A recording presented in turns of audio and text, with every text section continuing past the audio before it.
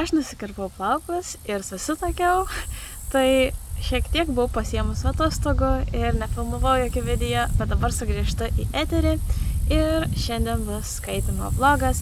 Esu jau pradėjusi skaityti knygą Paskutinė kunigaikštytė. Šią knygą gavau dovanų nuo leidyklos Briedis, leido man išsirinkti vieną iš savo naujienų. Tai išsirinkau šią knygą, todėl kad tai yra istorinis romanas ir esu susipažinusi su autorė, tai yra Elin Alpsten, kuri parašė Carienę ir Carienės duktė. Esu skaičiusi knygą Carienę ir man ta knyga patiko, ji tikrai įsimintina buvo, stipri knyga ir todėl sužavėjo mane tiek knygos viršelis, tiek būtent žinoma autorė. Prieš kalbant apie knygą, noriu parodyti, kokį skirtuką esu gavusi dovanų. Nuo draugės iš Kretos atvyko skirtukas, jis toks yra kaip išsiuvinėtas, kaip kilimas, labai gražus ir manau, kad labai tinka prie knygos estetikos, nes turinys yra apie senovę. Kol kas esu perskaičiusi 150 puslapių iš 400 ir šito 150 puslapių aš skaitau jau daugiau nei savaitę laiko. Man labai sunkiai skaitosi ši knyga, labai greitai pavargstu, kas yra keista, nes turinys man yra įdomus, bet jį yra sunku skaityti, todėl paskaičiusi keletą skyrių atrodo noriu padėti knygai šalį ir pailsėti nuo jos. Tai per šį laiką, kol skaitau šitą knygą, jau skaitau ir kitas knygas šalia, kai noriu nuo šitos knygos pailsėti. Kas labai keista yra, nes aš neturiu kažko blogo pasakyti apie šitą knygą. Ji yra tikrai įdomi ir kitokia. Kitokia tuo, kad yra 1066 metai ir tai nėra kažkokia istoriškai realistiška knyga, kaip aš suprantu, ji bus tokia šiek tiek mistiška, šiek tiek fantastiška, šiek tiek išgalvota autorės ir tai mane sužavėjo vien paskaičius knygos nugarėlę, nes tai ir sužinojau tik tais, kad tai bus tokia fantastikos, mistikos prieskonio turinti knyga ir pagrindinė veikėja čia yra Gita. Ir Gita nėra kažkokia knygos herojė, nėra, kad aplink ją sukasi pagrindinis turinys dėl jos kažkokių poelgių. Ji tiesiog yra šeimos dalis ir vienas iš šeimos narių, o tiksliau jos tėvas, ir būtent užverda visą šį turinį ir gyvenimą, ir gyvenimo šitus posakius, kuriuose atsiranda būtent Gita. Įdomu yra tai, kad šitoj knygoj ne tik, kad laikotarpis yra jau labai senas ir aš tikrai neįsivaizduoju, kaip žmonės gyveno 1066 metais. Kad ir skaitau apie tai, ar esu mačius ten kažkokį filmą, man vis tiek yra labai sunku įsivaizduoti. Bet prie to paties tai yra laikai, kai buvo baudžiama už raganavimą ir yra pereinamasis laikotarpis iš pagonybės į krikščionybę. Ir būtent tai ir sukelia didįjį tokį knygos kaip ir posūkį, tiksliau turinio posūkį Gitos gyvenimą tiesiog atrodo išmuša iš vėžių, todėl kad Gitos šeima yra susituokusi, jos tėvai susituokė pagal tuos senovinius papročius, kai užtekdavo tiesiog surišti rankas dviejų žmonių ir jau būdavo susituokę tais laikais oficialiai ir jie turi keletą vaikų, Gita turi seserų ir brolių. Ir dabar atėjo toks metas, kai tikra santuoka yra krikščioniška santuoka su žiedu ir įteisinta. Ir Gitos tėvas veda antrą kartą, nors visa ši šeima dar egzistuoja, bet jis tiesiog net jiems nežinant, vieno pokylio metu iškyla toks faktas, kad Gitos tėvas iš tikrųjų turi kitą žmoną, kuri yra oficiali. Ir dar prie to prisideda tai, kad Gitos tėvas tampa Anglijos karaliumi. Irgi tokiais keistais būdais jis mirus esamam karaliui tiesiog netapo naujų karalių dėl to, kad yra jo sūnus ar kažkas panašaus. Jis tiesiog pasiskelbė save karaliumi, keletą žmonių sutiko, pripažino jį karaliumi ir jis jo tapo.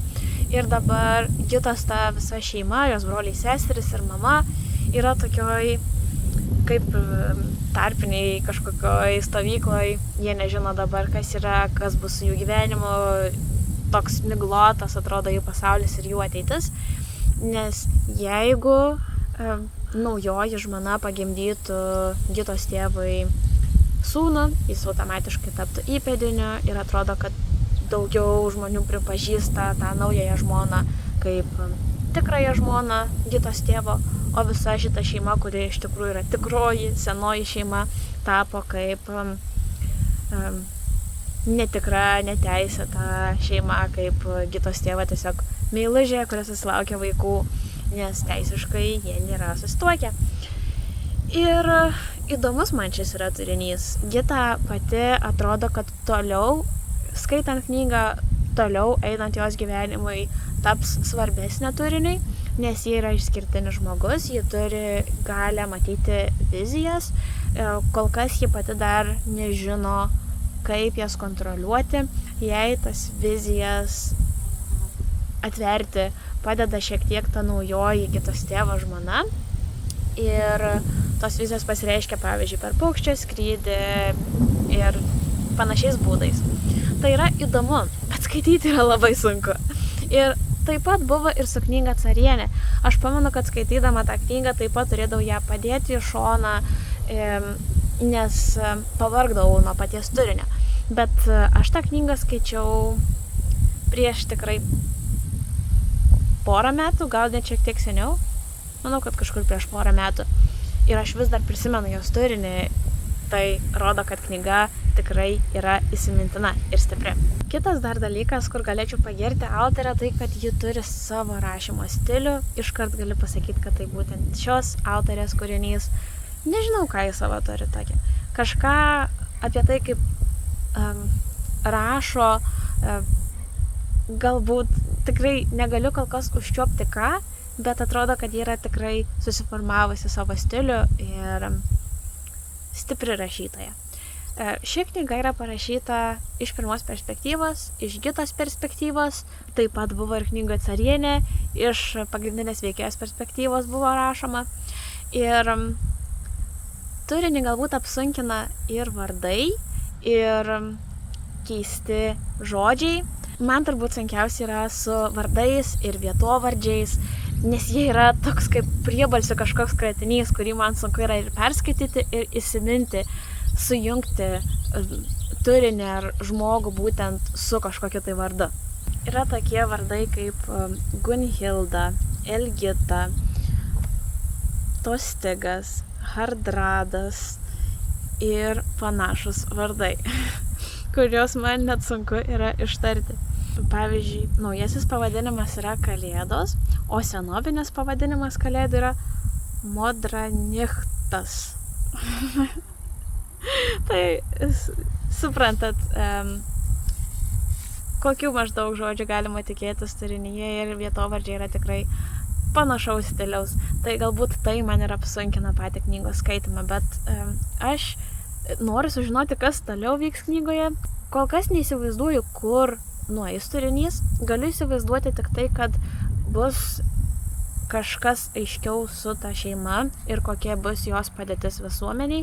Manau, kad didesnį vaidmenį knygoje gaus Gita, kuo toliau į knygą. Galbūt jos gyvenime atsiras kažkoks romanas, arba galbūt jos tos galios, vizijos kažkaip pakeis jos gyvenimą, ar tai gerą, ar tai blogą pusę, ar kažkur tai ją nuves, bet kažkokių kitokių spėlionių neturiu.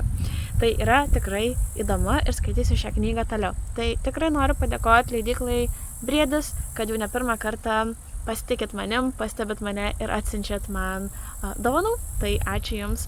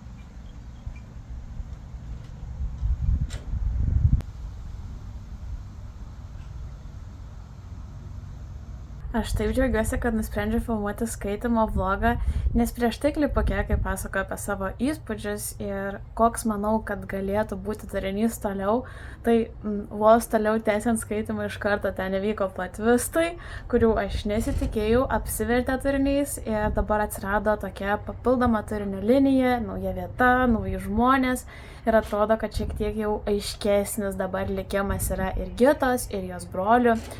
Tai turinys tapo intensyvesnis ir kažkaip atrodo man paprasčiau jį skaityti. Tai kaip autorė rašo ir kaip išpildo veikėjų paveikslus man patinka, nes ji nepateikė nei veikėjų, nei turinio, nei situacijos iš gražiosios pusės, nesistengia šlykščių, nemalonių, negražių tokių dalykų, įvykių žmogaus prigimties ar jo poelgių pagražinti. Tiesiog pateikiama taip, kaip yra iš tikrųjų. Nebandoma pateikti kažkaip gražiau. Ir tai turbūt tokį suteikia natūralumą ir tikrumą.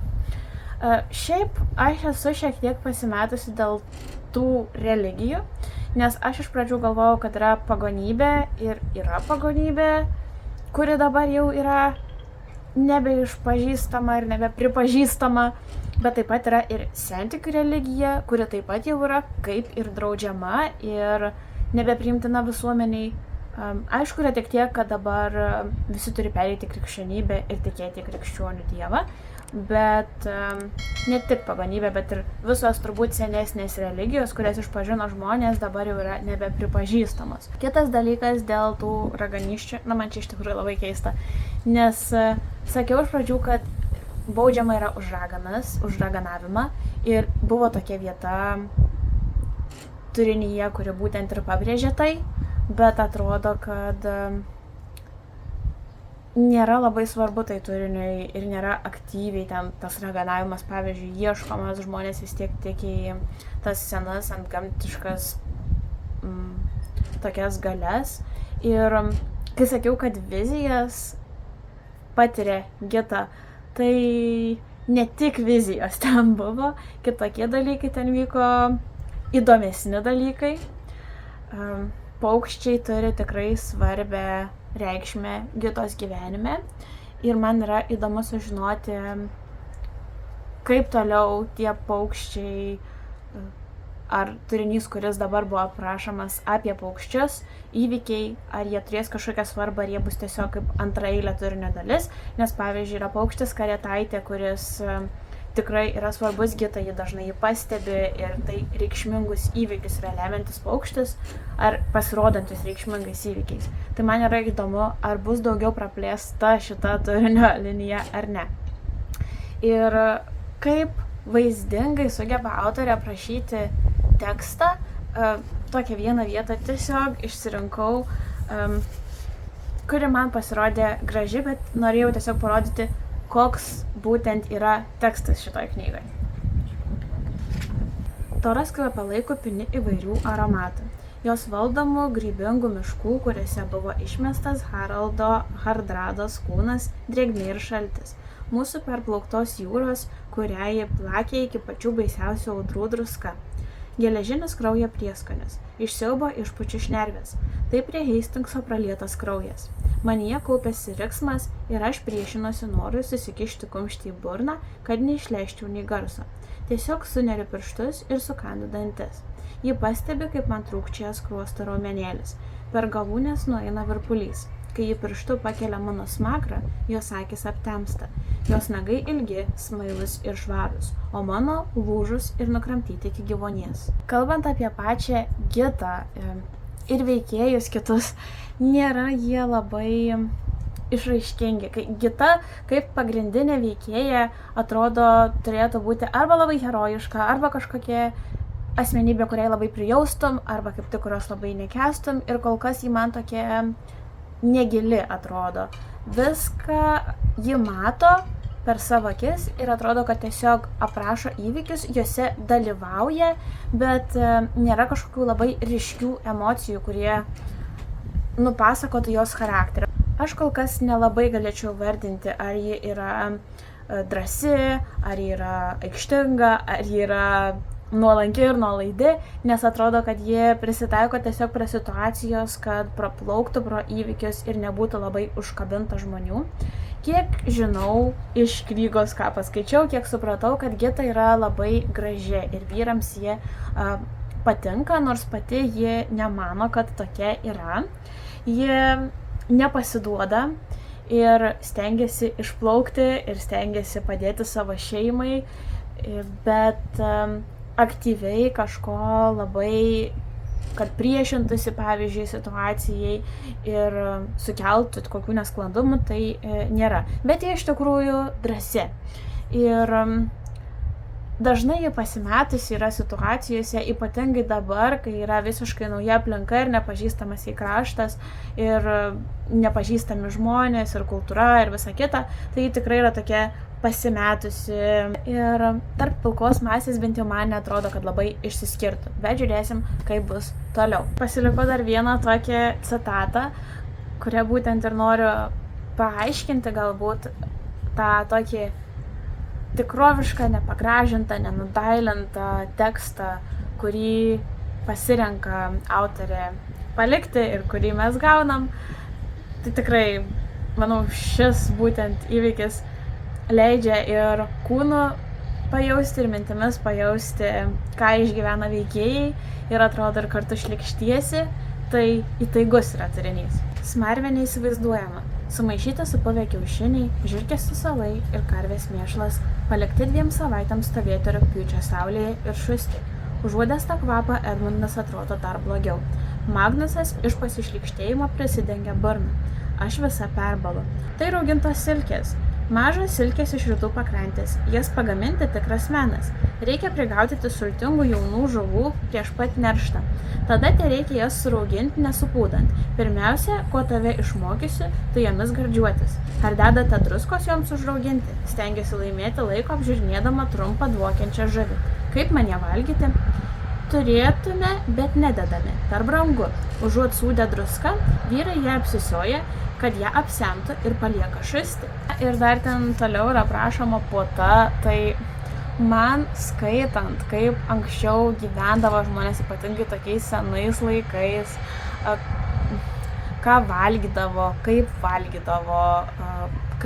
prausdavosi, tiesiog kaip gyvendavo tą kasdienį gyvenimą, man atrodo protu nesuvokiama, aš tiesiog negaliu įsivaizduoti, kaip žmonės tuomet galvoja, kad tai yra normalu ir kaip dabar mes skiriamės, na čia 1000-metis beveik, ženkliai skiriasi ir mūsų įpročiai, ir higiena, ir manieros, ir maisto valgymo kultūra ir panašiai. Tai tikrai bjauroka suvokti, kad žmonės anksčiau taip gyvena. Ir čia yra kilmingieji žmonės. Ir jie taip gyvena. Tai va. Viena dar turinio yra dalis, tai vergai. Ir įdomu yra skaityti, būtent aš nesu skaičiusi knygos, kur būtų aprašomi vergai tokiose šalise kaip Anglija, Danija, ir tie vergai nėra juodaodžiai, jie yra tiesiog vergai. Ir šioje knygoje jie vadinami yra trolais. Nežinau, kodėl taip pasireiškiama, galbūt tai yra senovinis kažkoks žodis. Ir įdomu. Tiesiog norėjau pasakyti, kad yra būtent tokia turinio dalis. Ir supranti, kad tie vergai nebuvo tik juodaodžiai, atgabenti ten į kokias medvilnės fermas, bet tų vergų buvo ir kitokiose vietose.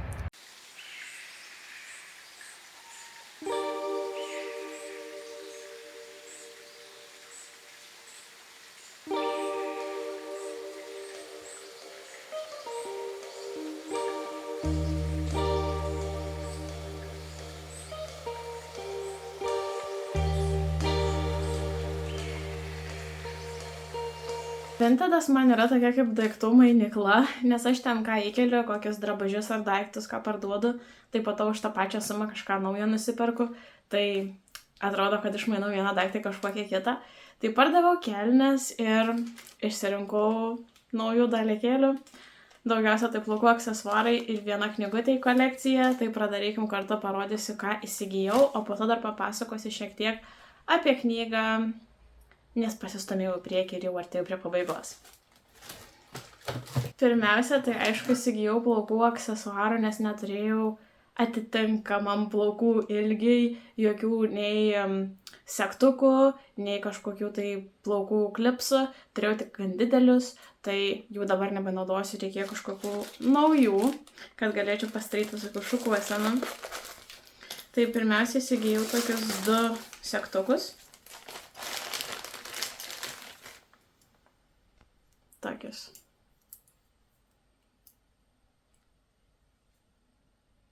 Man patiko, jie nėra visiškai vienodi, vienas yra užapvalintas, kitas yra toks kvadratinis, tokie funky. Šitie segtukai man kainavo €15 už abu, o čia yra 3 tokios segės į plaukus, tokios vintažinės, ir jas aš taip pat įsigijau visas 3 už €1, man nuostaba buvo, aš net rašiau žmogui, kuris pardavinė šitą segės, ar jūs tikrai visas 3 už €1 atiduodat, tai turbūt man pasisekė ras. Aš ieškojau, kad būtų tokios vintažinės, kažkokios kitokios, kaip ir šiek tiek segtukai. Tokios su stilium, ne kažkas tiesiog paprasto, kaip išlieta iš šablono. Tai tokia.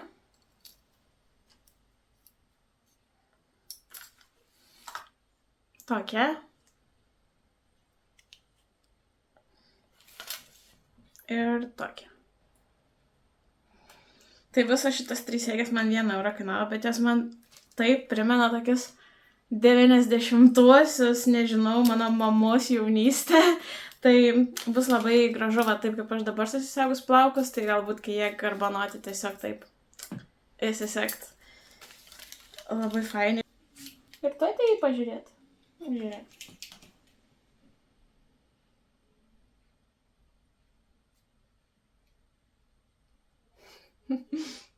Na ir trečias dalykas tai yra knyga. Aš nesu skaičius šitos knygos, bet esu mačius filmą. Ir filmas man labai patiko, vienas įsimintiniausių filmų. Turbūt tas filmas, kuris mane užvedė į Dark Academiją, į šį žanrą. Ir man labai patinka Dark Academija žanro knygos, aš jas renku ir skaitau, žinoma, turiu dar neskaitytų knygų savo lentynų, kurias jau įsigijau. Dark Academija tematika, žinot, jeigu sekat mane iš anksčiau, jeigu net dabar sužinojot. Tai manau, kad galit nuspėti, kokią čia knygą aš nusipirkau. Skaičiau atsiliepimų, kad filmas yra geresnis nei knyga, kad knyga nėra tokia įdomi. Bet man atrodo, kad net jeigu knyga ir nėra tokia įdomi, aš kadangi renku knygas, nėra, kad aš labai kolekcionuoju ten viską, aš labai specifiškai atsirenku, ką noriu turėti savo lentynai. Ir šitą knygą aš labai norėjau turėti savo lentynai. Kokia jį mažutė yra? Dark Poet Society. Kokia mažutė šita knyga? Eikit savo. Aš nesitikėjau, kad jau, pažiūrėkit, mano delno dydžio ir tokia plonytė. Šiaip tai čia įrašo, kad knyga yra based on the motion picture written by Tom Shulman. Tai nežinau, aš nesidomėjau šito faktu, bet kaip galiu suprasti, tai buvo filmas ir paskui šita knygutė. Jeigu atvirkščiai, tai pataisykit mane. Aišku, angliškai yra šita knyga pagal filmo viršelį. Iš filmo scena, tiksliau. Viršelis yra iš filmo scena. Ir į tokia kišeninė. Oi, kaip man patinka. Labai dabar noriu ją perskaityti. Carpe diem.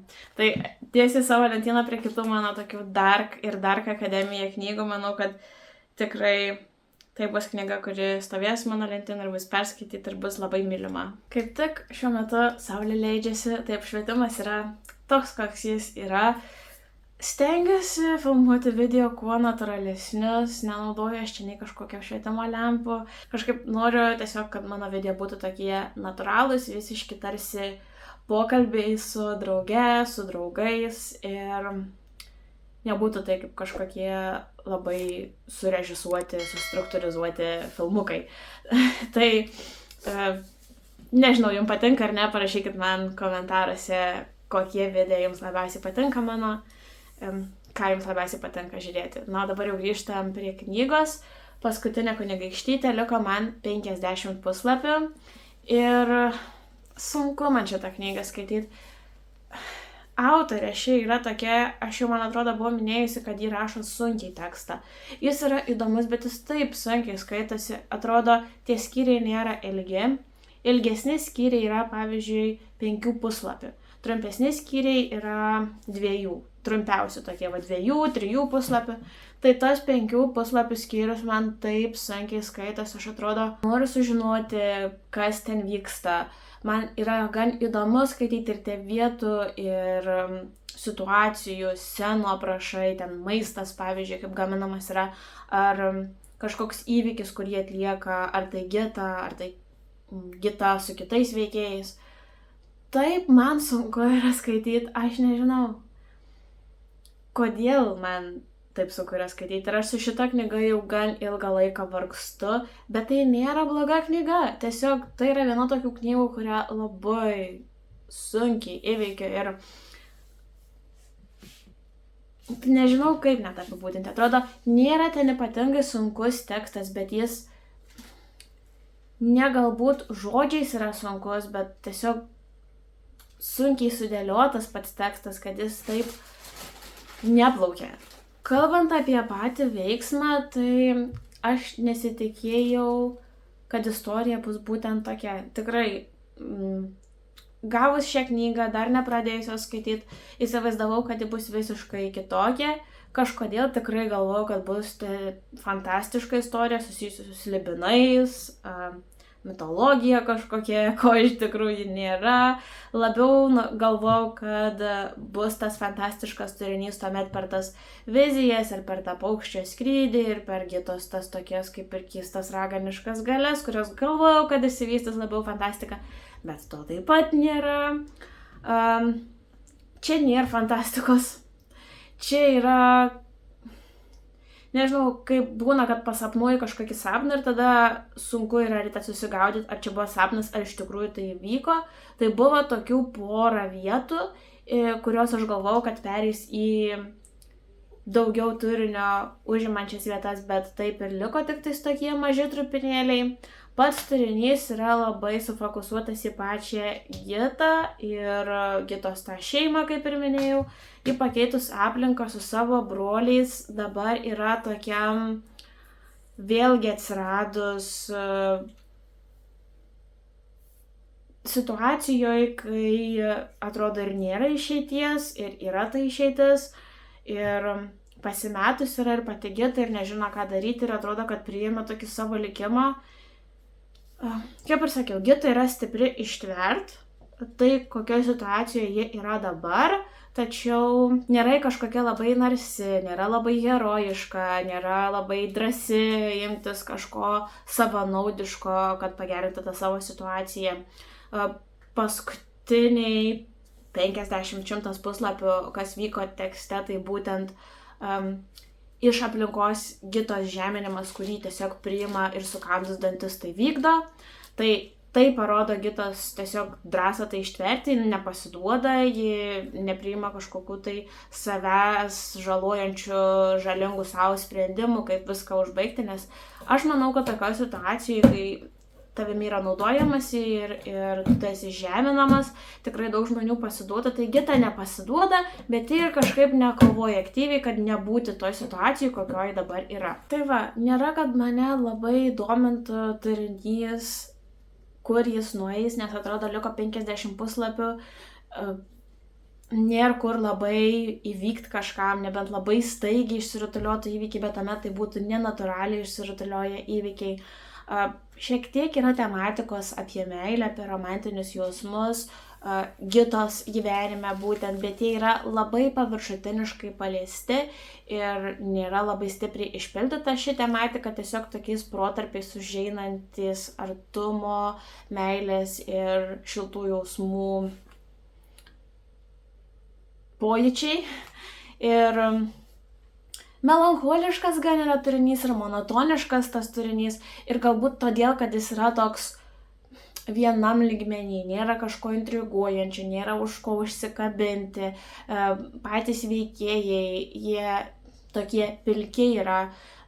Tai galbūt ir apsunkina patį turinį, kad jis man nedomina. Aš savo norų noriai ryte atsikėlus ar vakare iš po darbo grįžus nėra, kad aš laukiu skaityti šią knygą ir noriu ją skaityti toliau, o yra labiau toks, kad noriu ją pabaigti, noriu sužinoti, kaip istorija išsivystys ir kur ji nueis toliau.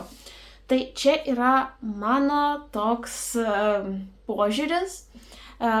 Jeigu negalvočiau visiškai apie savo emocijas ir tiesiog iš kritinės pusės žiūrėčiau į pačią knygą, tai ji atspindi tą tokį laikotarpį, kuriame yra. Aš tikrai negaliu palyginti istoriškai, ar tai yra atitinkantis istorinį laikotarpį turinys pasakojamas knygoje ar ne, bet tikrai nusikeli į tuos senesnius laikus, tikrai atsirandi kažkokioj kitoj vietoviai. Labai per pojūčius eina šią knygą, jaučiasi, pavyzdžiui, maisto aprašymuose, puotų aprašymuose, kaip tuo metu žmonės eidavo į pirtį, maudydavosi, kaip leisdavo kasdienybę, kokios būdavo hierarkinės tos visos klasės ir ką žmonės galėjo daryti ir nedaryti, kaip buvo išnaudojami vargai ar tarnai. Tai tikrai atspindi knygą. Todėl iš šios pusės žiūrint, tai knyga yra stipri ir gerai parašyta. Tai manau, kad tikrai kiekvieno požiūriai, tai, ką patinka jums skaityti, ką mėgstat skaityti, galbūt jums ši knyga kaip tik labai patiktų. Panašaus tokio sunkumo ir tai, kaip turinys man skaitosi, skaičiau, pavyzdžiui, Dinos knygą ir taip pat tai buvo stipri knyga ir tikrai įsimintina knyga, bet labai mane buvo sunku skaityti dėl to, kaip tekstas buvo parašytas. Taip pat išskirčiau ir Carienę tos pačios autorės, žinoma, dėl to, kad ta pati autorė tai turi savo tą braižą ir taip pat mane buvo sunku skaityti.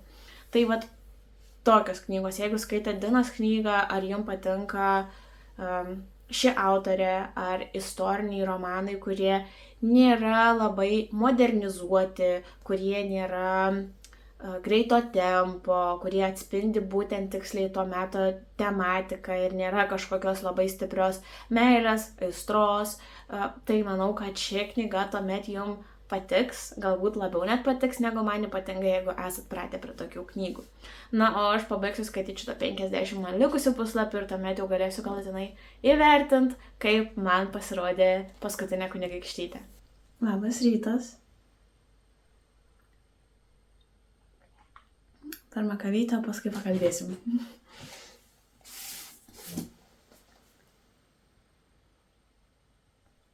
Perskaičiau paskutinę kunigaikštytę ir, nebuvo čia visai mano knyga. Istorija tikrai gan įdomi, man įsiminė, prisiminsiu ypatingai kelias senas iš knygos, pavyzdžiui, kaip Gita ėjo rinkti vištų kiaušinių, porą kalėdų, kurios yra aprašomas šioje knygoje, puotos ir raugintos silkės ragavimas. Tokios įsimintiniausios scenos man buvo, bet dėl to, kaip sunku man buvo skaityti patį tekstą ir įsijausti į istoriją ir tai, kad aš negalėjau prijausti nei vienam iš veikėjų, nei Gitai, nei kažkokiam jos broliui ar antraeiliam veikėjam, todėl man knyga pasirodė gan vidutiniška, bet čia mano nuomoniai tikrai knyga nėra prasta, tai noriu pasakyti, kaip ir turbūt suprantat, kad kiekvienas žmogus skaitantis knygą mato kitaip. Aš manau, kad autorė yra tikrai stipri rašytoja, tiek Carienė knyga, kurią skaičiau, tiek ši knyga pačiu teksto aprašymu, laikotarpiu, išpildymu turinio tikrai stiprus yra kūriniai, tačiau man abi knygos skaitėsi sunkiai, galbūt Carienė knyga net skaitėsi lengviau nei ši knyga. Ši knyga kažkaip nedraugavo su manim, bet aš ją įveikiau ir prieš pat pabaigą vyko toks plot twistas, kurį buvo galima nuspėti ir aš jį nuspėjau ir jau skaitydama tą sceną galvojau, bus taip ir taip įvyko. Ir tas patvistas visą turinį pakreipė tą linkme, jog bus antra knyga. Neprisimenu, kaip dabar jį vadinsis, tuoj pasakysiu. Saulėtekio karalienė bus antra knyga. Iš tiesų, gan intriguoja, kas toliau vyks. Atrodo, kad pabaigus šią knygą skaityti būtų galima susidaryti ir visiškai vienokį įspūdį apie tai, kur toliau nueis gyvenimas Gitos, kaip ir aiški yra jos kryptis, bet kadangi bus antra knyga, tai savo mintise bent jau susikuriu galimybę kitokiam Gitos gyvenimui. Tai atrodo, kad dabar yra tokia kryžkelė, perskaičius padėjus tą vieną knygą, nežinant, kad yra antra knyga, istorija gan gražiai buvo išpildyta, tai turėjo savo pradžią, veiksmą ir pabaigą. Negalėčiau pasakyti, kad buvo kažkoks labai stiprus įtampos taškas ar kažkokia atomazga. Nebuvo tokio veiksmo, kuris atrodo neštų mane per knygą ir aš laukčiau kažkokio lūžio taško. Kaip ir sakiau, gan toks monotoniškas turinys, tiesiog aprašantis vienos merginos, vienos šeimos skaudų, tragišką gyvenimą, galima taip sakyti, nes pradžia gyvenimo Gitos, jos brolių ir sesers buvo tikrai graži. Tačiau du įvykiai tuomet įvyko, kurie kardinaliai pakeitė visą tą šeimos gyvenimą. Dar viena tokia mintis, knygos nugarėlėje rašoma taip. Gita, gyvenanti tais laikais, kai moterų galimybės buvo ribotas, yra neįtikėtinai drąsi, stipri, įkvepianti mergina išdrįsusi keisti istorijos tėkmę. Taip, ji priėmė vieną sprendimą, kuris buvo vienas iš plot twistų pakeitęs jos gyvenimo tėkmę ir jos brolių gyvenimo tėkmę. Tuomet jis buvo drąsus. Bet didžiąją knygos dalį atrodė, kad Gita tiesiog susitaiko su situacija, kurioje yra. Ypatingai po būtent to drąsaus įvykio. Ir kaip jos gyvenimas būtų išsiplėtojęs, jeigu nebūtų to priėmusi sprendimo, tai nežinau, turbūt nebūtų jo gyvenimas labai geras buvęs. Bet kai ji priima tą drąsų sprendimą, pakeičia savo ir brolių gyvenimą, tai taip pat jos gyvenimas netampa rožė plotas ir sudėtingas ir toks gyvenimas, kokio ji, manau, nesitikėjo ir aš galbūt nesitikėjau, kad skaitysiu didžiąją knygos dalį, kaip kunigaikštytė tampa vos ne vergė, tarnaitė, nors paviršiuje ji vis dar yra pateikiama kaip kunigaikštytė. Ir šioje knygoje buvo daug tokio apgaudinėjimo, kai į akis tau sakoma yra viena, o už akių tau yra daromi kita dalykai ir tu neturi kam pasiskųsti. Tai iš tos pusės, kad Gita tiesiog susitaikydavo, nepuldavo ten į isteriją kažkokią, tai ir parodo jos drąsą, bet ji nebuvo herojiškas žmogus. Pirmą dalį knygos ji net nebuvo kaip ir pagrindinė veikėja, įvykiai tiesiog vyko aplink ją, toliau tapo jį šiek tiek svarbesnė savo gyvenimo kalvė. Ką geriausio turbūt išskirčiau tiek iš autorės pačios darbo ir turinio vietų, kurios man labiausiai patiko, tai būtent aprašai, ypatingai maisto, ruošimo, tarnų darbo, puotų ir atmosferos, gamtos, pavyzdžiui, kuriamos. Ne visos jos buvo tikrai gražios, bet labai raiškiai pateiktos ir tas maistas ypatingai turėjo svarbą ir Gita ten ruošė patiekalus ir turėjo valgyti keistus patiekalus, kaip tos raugintos silkės ir kaip prisimindavo apie patiekalus, kuriuos valgydavo kartu su šeima. Jie tikrai raiškiai yra perteikiami, juos aš galėjau ir užuosti, ir atrodo pajusti, pamatyti prieš savo akis, tai turbūt raiškiausiai aprašytos tokios scenos. Tai knyga tikrai turi savų pliusų ir savų minusų tokių asmeniškų man. Jeigu skaitėt šitą knygą, tai parašykit man komentaruose, ar jums patiko ar ne, ar skaitysit antrąją dalį. O jeigu neskaitėt, tai tikiuosi, kad šis video padėjo apsispręsti jums, ar norit šią knygą skaityti. Na, o šiandien jau sakysiu ate. Ačiū, kad žiūrėjot. Nepamirškit paspausti subscribe prenumeratos mygtuko, jeigu to dar nepadarėt, ir susitiksim jau kitame mano video. Ate.